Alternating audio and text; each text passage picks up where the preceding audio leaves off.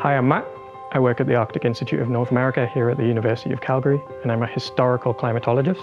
What my job involves is looking at the climate of the past, and specifically in the Arctic.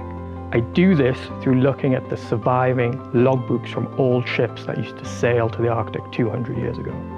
So I go through these and I pull out all this information, and I can see what the climate was like then, and I compare it today to what we're seeing now, where it's changing extremely fast.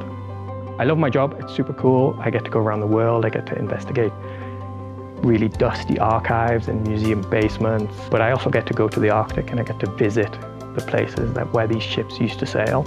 A couple of years ago, when I was reading through these documents, I came across an account of a shipwreck, Nova Zembla, and it sank in 1902. So I went through all these clues and I found where I thought the ship was. So I teamed up with an underwater archaeologist and we decided, yeah, we know where Nova Zembla is. We should go look for it. But it's really far away and really difficult to get to. We started thinking, how can we do that?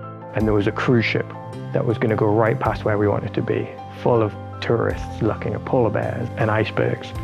So we asked very nicely if the cruise company would let us on board, and then said, could you stop here? And they said, yes, we'll give you 7 hours and a rubber dinghy for you to go and have a look. We spent 6.5 of the 7 hours they gave us going backwards and forwards. We couldn't find anything and we got really cold.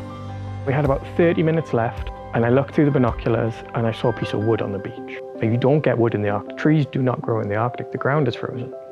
So any wood is really rare. I was quite excited to see this bit of wood. This might be a piece of our ship, but we didn't know and we couldn't go on the land. We were only allowed to be in the water because of the permits to protect the land. But we had a little drone, and this drone is meant to fly for 20 minutes. So we launched the drone from the boat, and straight away, we had 4 minutes of flight time. It took us almost 2 minutes to get to the beach. We took 16 photographs as quickly as we could, and as soon as we saw the beach through the drone, we knew the ship was there. There was pieces of ship everywhere. With our final 10-15 minutes, we looked back at those historical accounts and one of them said that the ship wrecked 300 yards off a beach. So we went in as close to the beach as we dared, and there was lots of waves and lots of rocks. And we put our remotely operated vehicle, so our underwater robot, underwater, and we drove it around, just looking to see what we could. And we found an anchor and a chain, and we know that they dropped the anchors when they wrecked.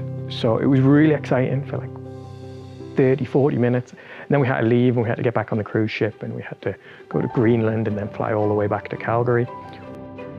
We needed to go back. So the next year, we flew all the way to Pond Inlet, which is at the very north coast of Baffin Island, and we got on board this fishing boat. And then we spent 12 hours in big waves going down to where we needed to be. And we woke up in the morning thinking, oh no, if there's so many waves, we'll never make it there. And it was flat calm, sunshine, it was a beautiful day.